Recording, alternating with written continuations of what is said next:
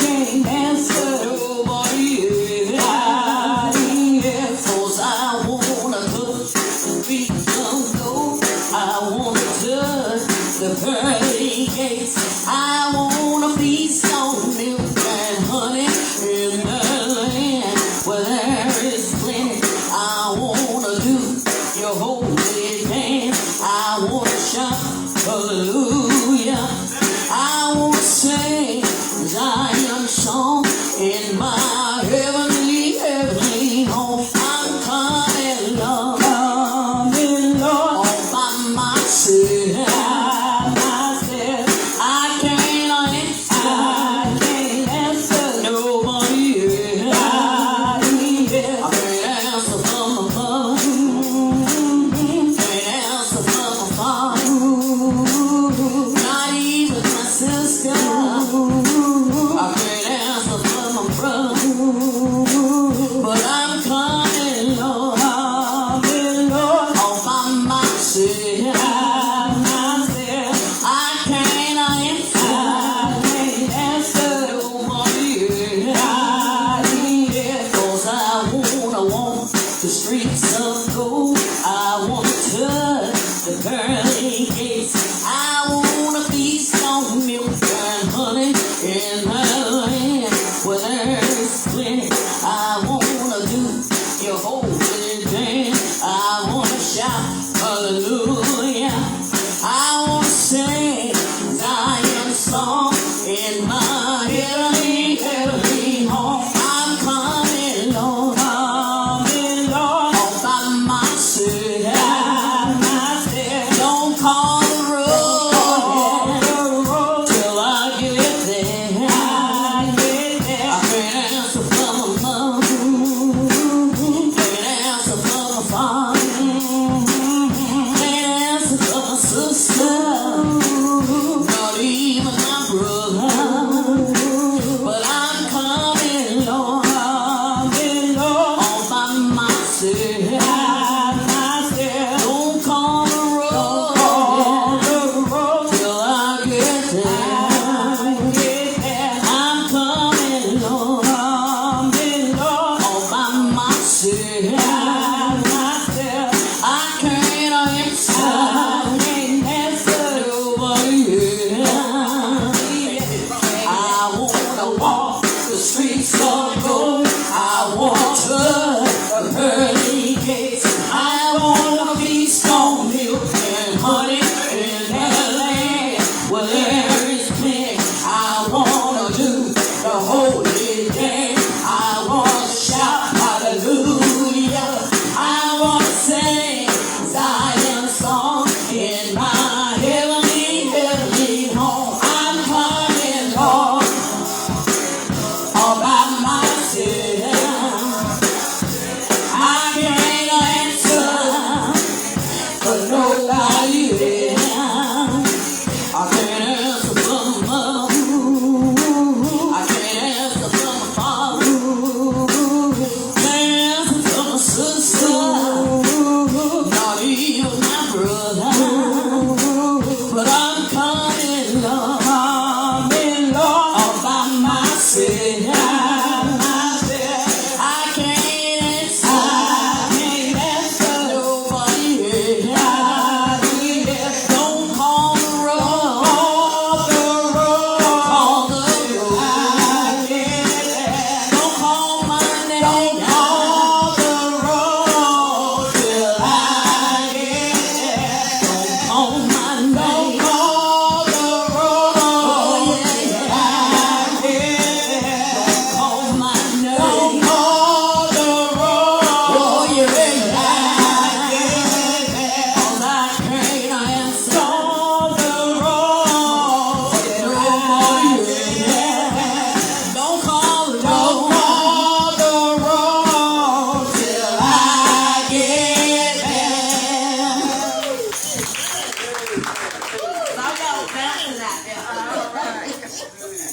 Amen. I thank God for you. Amen. All the people said amen. Amen. Amen. Amen. Amen. Amen. We have some people that sing the song, when I get up there, up yonder. Amen. Amen. When we get up there, we're going to call the road. But we have some people say, don't do it until I get there. Amen. Amen. Amen. We're going to look now, just for a few minutes, from the book of Psalms. From the book of Psalms, or the collection of Psalms. And we're going to look at Psalm 50, a couple verses. Psalm 50. Amen.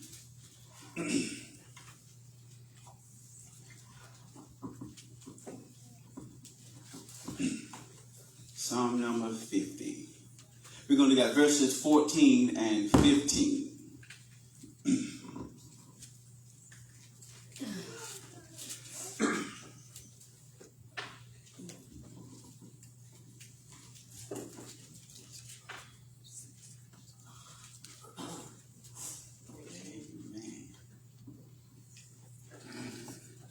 Psalm 50. This is the 50th division of Psalms. This is a collection of songs by different writers, so they are not considered chapters. They are considered divisions, and we're going to look at verse 14 and 15. King James Version I'll be reading, and it says, offer unto God thanksgiving, and pay thy vows unto the Most High, and call upon me, God, in the day of trouble, and I will, God, deliver thee, and thou shalt glorify me. Amen. Amen. Amen. Amen. Today we'll be dealing with, just for a few minutes, prayerfully, amen, I get through. I'll be finished as soon as I get through. Amen. But we just going to try to hold just for a few minutes. And we'll be talking about the heart God requires. The heart God requires. In this psalm here, we find out a couple things that we must do. That is, offer, pay, and call. Okay? Offer, pay, and call. Our heart must offer, our heart must pay, our heart must call. Now, just to get it straightened out, just right off the bat here, we have these three things that we must do, but yet there's something that God will also do, and that is deliver.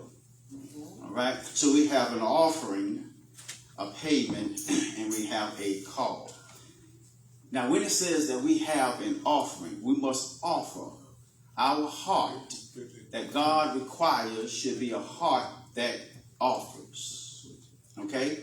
It should be a heart that offers.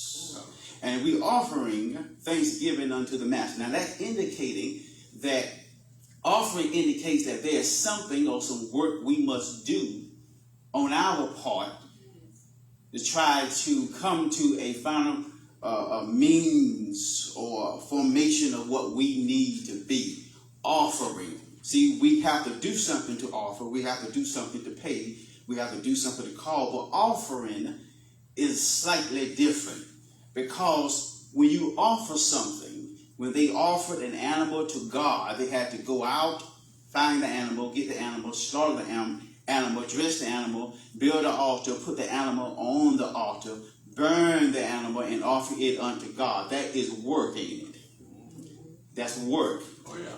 So offering indicates that there's something in our spiritual life that we have to do. Now, there are some things that we cannot do with our heart. There's a lot of things that we cannot do with our heart. One thing, as a matter of fact, that we cannot do is we cannot give ourselves a new heart. We cannot give ourselves a new spirit. Ezekiel 36 verse 5 says, God says, I will sprinkle clean water upon you, and ye shall be clean. Verse 26 says, a new heart also will I give you, and a new spirit. I will take out that stony heart, and I will give you a heart of flesh. So when we look at the heart, when God changes the heart, that's something only God can do. We can't do it no matter how good we are, no matter what we pursue in life. We cannot change our heart. We cannot give ourselves a new spirit. We cannot take out that stony, mean heart and replace it with a fleshly, lovely heart. Only God can do that through his son Jesus. When we give our faith unto Christ and grace comes over us and God changes our heart. Many people got a heart of stone, even harder than his wood. Cold-hearted folk. You can't change your heart. You got to wait on God, and God will change your heart. But when he changes your heart, guess what? We got some work to do. That's right. Here in verse 14 to 15, it shows us, like I said before, your heart. What kind of heart is this new heart? This new heart is a heart that offers thanksgiving unto God. We have been born again. You need to offer, sacrifice your thanksgiving. Like I said before, when you offer something, you must sacrifice something. You must go out and kill something and then offer it unto the master. But you can't kill thanksgiving. So there's something else that we must kill ourselves. We must kill the deeds that are done in our body. Colossians 3 and 5 says, mortify therefore the members which are upon the earth, fornication, evil concupiscence, covetousness, idolatry, all of these spiritual sins, we must kill them. Mortify means to kill, means to deaden, means to put to death. So we have some power, y'all, to kill some things that's going on through our bodies. Because if you commit adultery, it has to come through the body.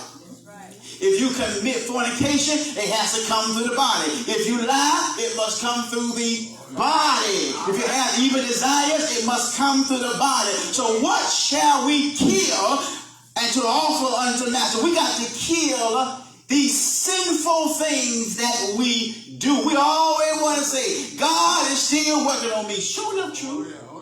God's still working on me.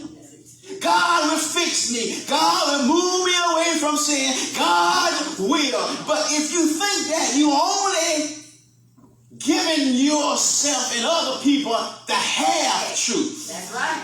Because yes, God will work it out. God will make it better. God can remove sin and desire. But the other half is, I got to offer. Yeah, all right now, Pastor. Too many of us, we are still the same way that it was 5 and 10 and 15 and 20 years ago. And the reason for that is because we waiting on God to fix us all. All right now. No. God works with us as we try to be perfect in the eyes of Christ. Too many of us. That's why some folks still in the same predicament. They still sinning because they waiting on God to do it all. Now you know you're a troublemaker. Don't be waiting on God to God fix my trouble. No. It's your time. You are obligated to stop your mess. If you are a liar, don't be saying, Lord, fix my lying tongue. Well, you can pray for that. Yes, you can. But the other half is simply, Lord, I got to stop lying. If you got a big mouth, Lord, fix my big mouth. But no. You got to stop opening up your mouth. All right, now. You have to offer because it is called in the theological world synergy. Synergy simply means one definition of synergy is that I do something and God do something to bring me to salvation. Well, that's a lie. When we are saved, when we get saved, only God does it by himself. Now, after we get saved and get into the mode of sanctification, getting better in life, then synergy comes into play. That is, God's power and God will connect with my power and my will, and we come, God meet us, and as he does his work, we do our work, and that's how we get better. All right now, Pastor. Don't be talking about God gonna fix it. God gonna finish it. God ain't finished with me yet. Yeah, but are you finished with you yet? Okay. God has given us power, Sister Fanny. He has given us some power in us that we can stop some mess ourselves. We want to put it all on the Lord.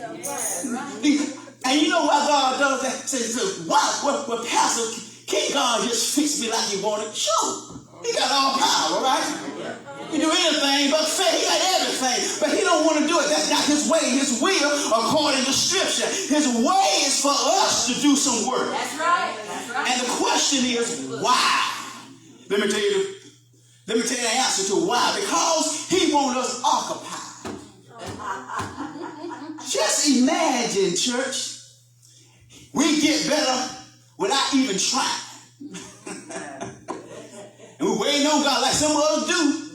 And we'll do all kinds of stuff. We come right back. God ain't finished with me yet. See, that's just an excuse for you to cut up. You better say it. But when you really try to do right, see, God wants us to be occupied. What he says in Matthew, he says, or Luke, he says, occupy until I come. He said, while I'm working, while I'm coming toward you, while I'm doing my part in the spiritual world, you need to occupy. Occupy simply means you got to work. You can't just sit around and don't do nothing. Don't work. You got to occupy to make yourself better. You got to take time to make yourself better. See, it don't take God 10 years to get you right. That's right. Some people, they ain't got no better in 10, 9, 8, 7 years. It don't take, you got the Spirit within you. You got the Word before you. And you still saying, well, he ain't got me right yet. Well, you may not be all the way right, but you ought to be better. All right, now. You don't take God for that long. If you see a Christian, give me that water right there. If you see a Christian and they still in that same attitude, personality, and rut for years, that makes God look weak. Like your God can't work with you no more than what he got you. God can change. But what we got to do, we got to offer. And we got to offer thanksgiving. We got to say, Lord, thank you. That's what kind of heart God requires. He offered, that heart must be an offering heart of thanksgiving. Lord, I thank you. You have brought me from. I thank you for salvation. I thank you for putting me in the mold of salvation that I'm getting better. Lord, I thank you. Thank God. Even when you ain't in trouble, give him thanks. When things are going just right, thank you, Lord. When things are going just perfect for you, Lord, thank you. You ought to thank him, y'all. He wants to hear us say thank you. You know why? Because I say it all the time. Every Sunday at this church, at my other church, I say it every Sunday. Because he is worthy. To be praised anytime. Now. So this heart must be a heart that offers. Number 2, this heart must be a heart that pays. You have a heart. God has given you a heart. God have brought you to salvation. Your heart must offer, but then again, your heart must pay. It says, pay thy vows unto the Most High. Your heart must pay. Now, when you pay, that means somebody. You owe somebody. Oh, yeah. You're not going to pay anybody anything if you don't owe them. Let me say that one more time. You won't pay anybody if you don't owe them. Now, let me get this clear because I like to be thorough. Is it thorough or thorough? Anyway, thorough. Actually, I took college prep English in high school. I did. I just, I don't know. It's okay. I'm country. Okay, thorough. When you, see, if you give somebody money, now listen to me good. If you give somebody money, just to give them money, just to help them out, just for a gift, you're not paying them. That is not identified as paying somebody.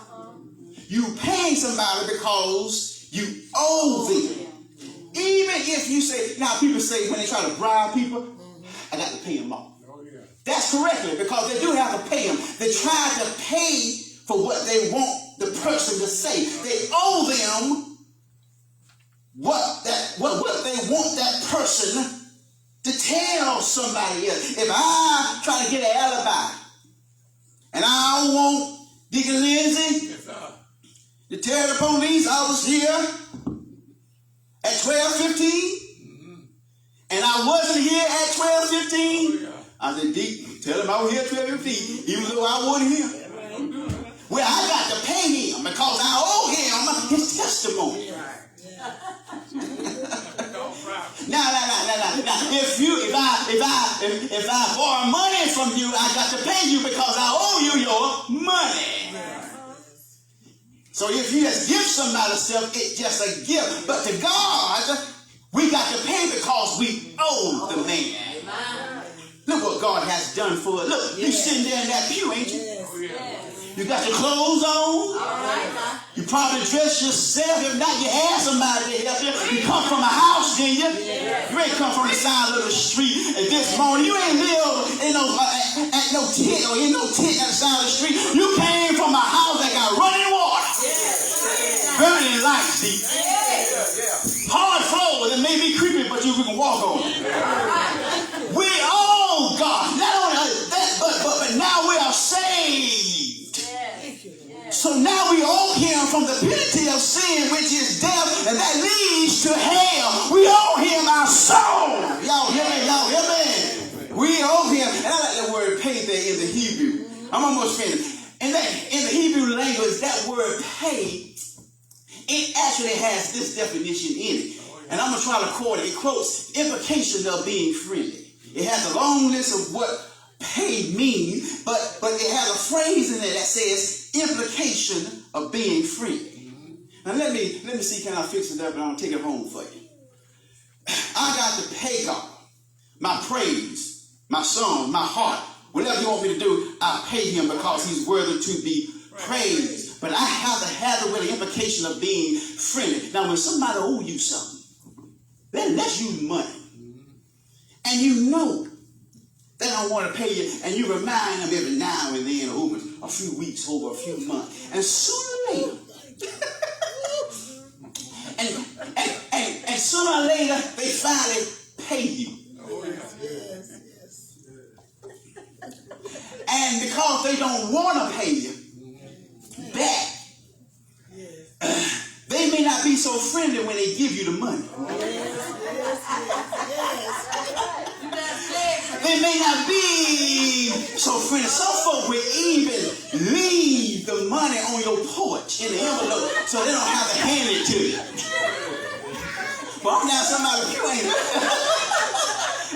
And then if they give it to you, they'll give it to you in a nasty and walk away like that. Because they owe you now. They pay you. It don't matter how they pay you, but they pay you. But they were very unfriendly. But with God, I don't want to be unfriendly when I pay God. I don't want to sit up in church and look at church and just look mean. Even if I don't jump up and down. You ain't got to jump up and down in the pew. But there ain't no sense of saying in church. That's right. And rolling the eyes. Pay God in a friendly manner. Let us rejoice in the Lord. Y'all hear me here? And it don't matter how they pay you, like I said, but they pay you. If you give like tithes to the church and you give it in a, or give money, however you give money to the church, you pay it, but it ain't in the right way. Ezekiel, like I read before, Ezekiel chapter 36 tells us he'll give us a new heart and a new spirit. Some folks' spirit boy will depress you and keep you down and bring you down. But you got to have that new spirit. God give us that new spirit, and we got to pay him correctly. Be happy when you come into church. Be happy when you strike hands with somebody. Be happy when you sing, when you moan, when you raise your hand. Be happy. Yes, sir. Yes, sir. Yeah. So this heart that God requires, this heart must be a heart that offers. Number two, it must be a heart that pays. But lastly, it must be a heart that calls. Look at verse number 15. And he says, and call upon me. in the day of trouble, and I will deliver. We offer our heart, our heart must pay, but our heart must call. Call on the Master. And he says, call upon me in the day of trouble. And I like that phrase, call upon me in the day of trouble. Because when we call upon him in the day of trouble, guess what? If our heart offers, if our heart pays, if our heart calls, that means God's heart will deliver. He says, call upon me in the day of trouble. Wonderful phrase there. Because we're going to have some time, we're going to have to call, pray on God, won't we? Oh, yeah. Nobody can do you no good, but you got to learn how to call upon him. Yes. I know sometimes we forget about God when we get in trouble. Sometimes so much things are going over our head, but you got to still remember. Pastor is telling you this morning to remind you once again, something you already know, and that is keep on calling on it. Call upon me in that day of trouble. What is that trouble? What is that trouble? This verse here tells us that there's going to be a day of trouble. But the question is, what type of trouble? When I look at Psalms 94 and verse number 13, it tells me and it identifies what type of trouble. Psalms 94 and 13 says, that thou may give God, or give the man, that God may give him rest from the days of adversity. Yeah, trouble is adversity. What does adversity mean? Adversity can be identified as being anything that is sadness. Yeah. Anything that is unhappy. Yeah. Anything that has unpleasantness to it. Anything that has some type of distress with it. Mm-hmm. So when he says that call him in the day of trouble, he's simply saying call him when you are in a day of sadness. All right, man. All right. Call him when you're in a day of unpleasantness. Yes. And call him when you are in a day of distress. Yes. If you are unhappy, you ought to call upon God.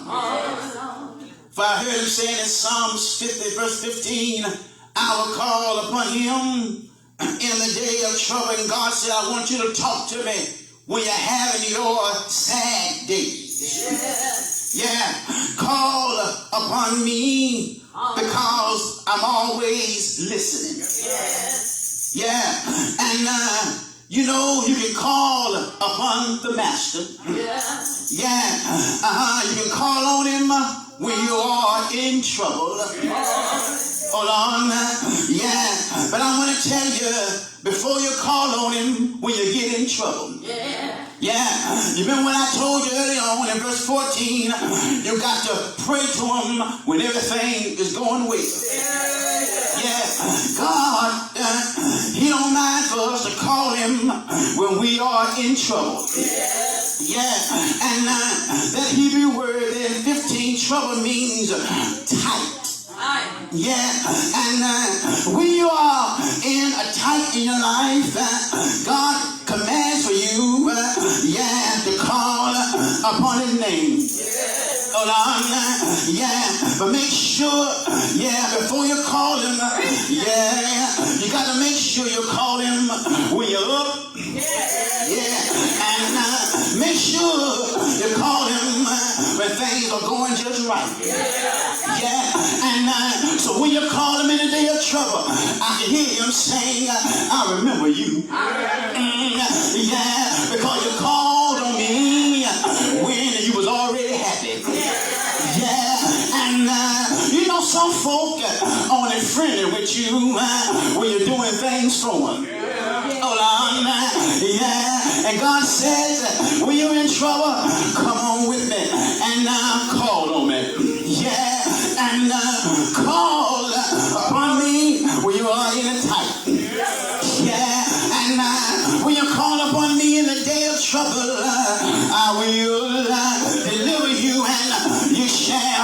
sanctify me. Yeah, and now in Psalms 50 as I close, oh Lord, and verse number 15, pick up on the word that says, call upon me in the day of trouble. Yeah, and if you look at Psalm 94 verse 13, he says, thou may give him rest from the days of adversity. Yeah, as I close, this morning or this afternoon, I got to tell you, you're going to have more than one day of trouble and adversity. Yeah, you're going to have more than one day that you have to hang your head and cry.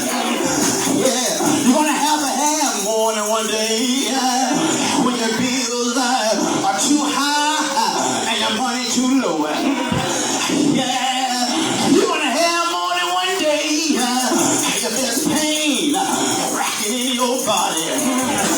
Yeah, you're going to have more than one day when it seems like trouble and darkness are on every side. So I'm encouraging you here this afternoon to keep on praying. Yeah, won't God answer your prayer? Won't God hear your voice? Call him. Just keep on calling the man. I don't care what you call him. If it's in the scripture, but he'll come to hear you. He'll come to answer your prayer. Do I have any witness here? Call him a rose of Sharon. He'll deliver you. Call him a prayer in a stormy land. He'll come to answer your prayer. Call him like a wheel in the middle of a wheel. He'll sure come and hear your prayer. Call him, yes sir, a walking cane in your hand. He'll be right there. Call him, yes sir, Jesus. That's what I like to call him here. I like to call him in Jesus. Ain't Jesus? Jesus be my Savior. He can save me from all of my sin. And if I have some grief, he'll know how to bear. Call him, great God Almighty. Let me tell you why you ought to call him. He died. He was buried. But Sunday morning, he got all power.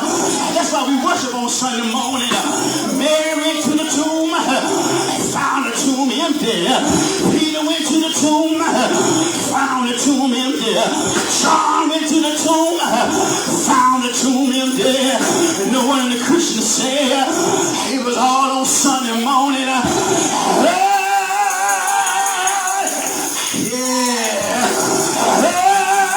Sunday morning, he got up in all power. He ain't in no grave. We serve a living God. He got all power. He got all life. He got all your answers in his hand. He can speak. Dead men will get up. He can speak. I feel it now. Dead men will get up. He can speak. Live men will lay down. He can speak. Darkness will come into light. He can speak. Low ground shall be raised up. Ain't he all right?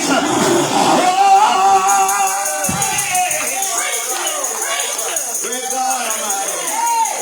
Call him in the day of trouble. Call him in the days of trouble. They're coming now. Just keep on calling. I guarantee you. He'll work it out. He'll work it out. God is good. Y'all give me something. God is good. If you don't know Christ as your Savior, you ought to come now. Give me your hand for human concern. Give God your heart. Passing over.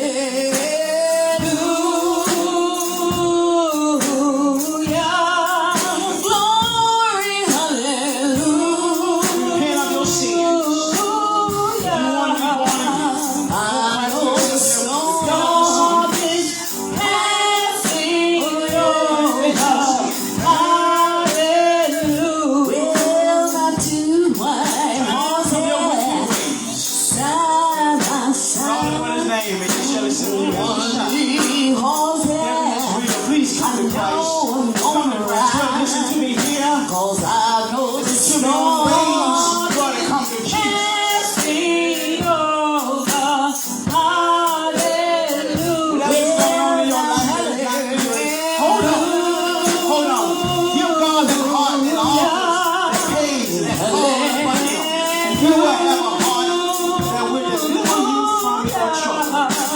I know the storm is passing over. Well, now ain't no secret what my God can do. What He's done for us, He do for me and you. 'Cause I know the storm is passing over. Hallelujah. Well, now, hallelujah.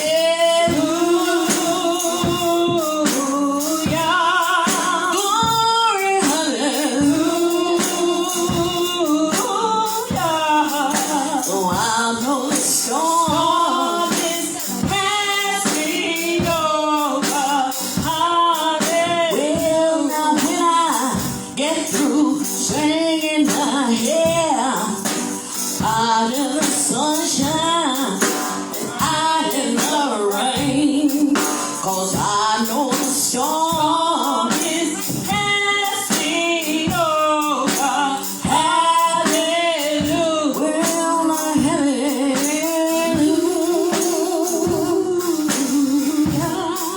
Glory, hallelujah. I know the storm is passing over. Hallelujah.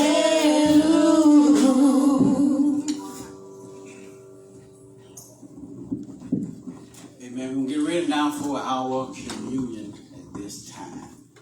Amen.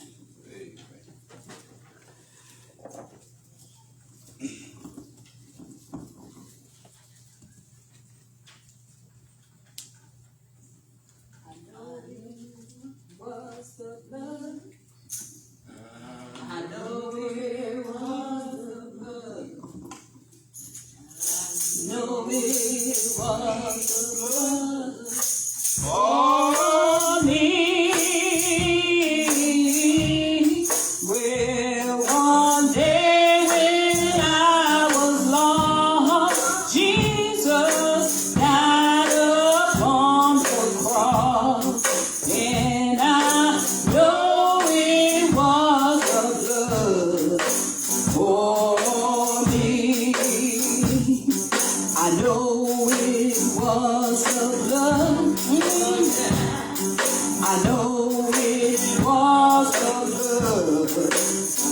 I say I know it was the blood for me.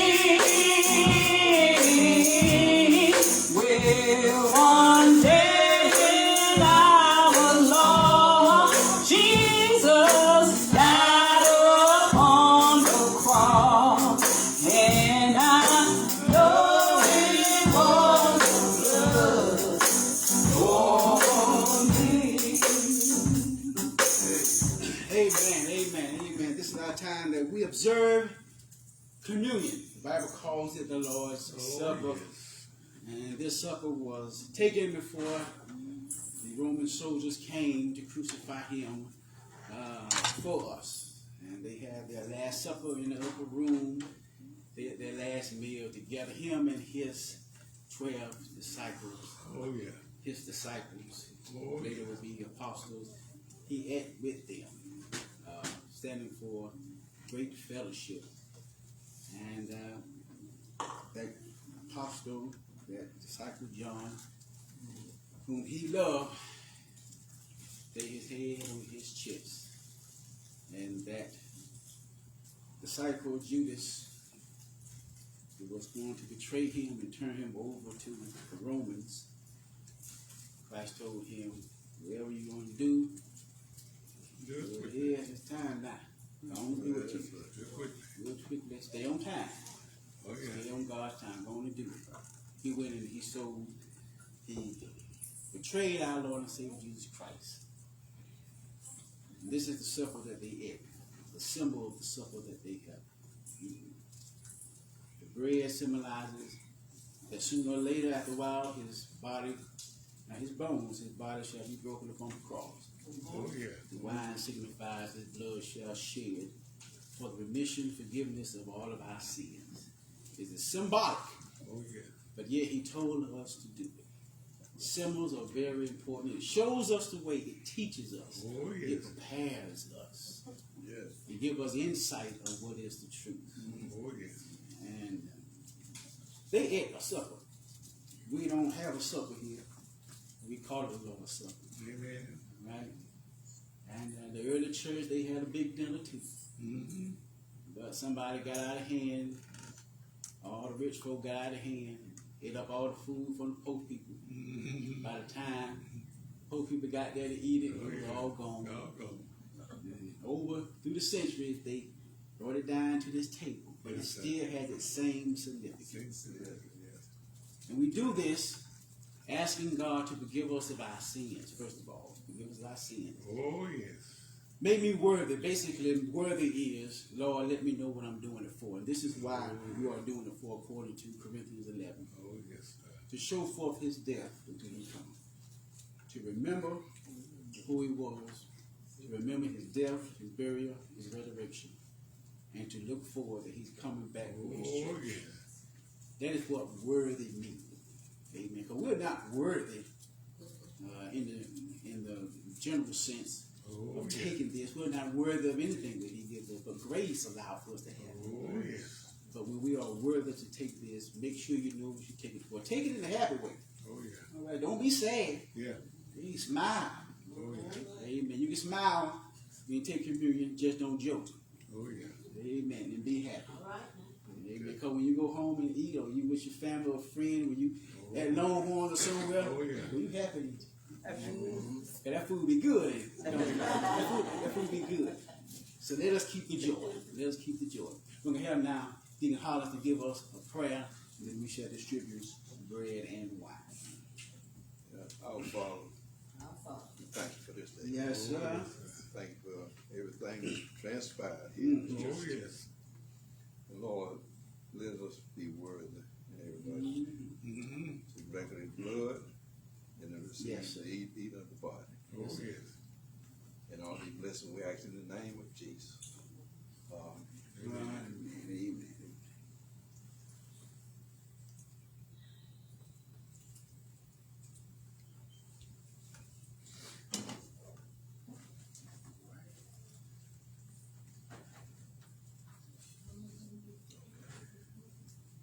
You want to just pass it out on me?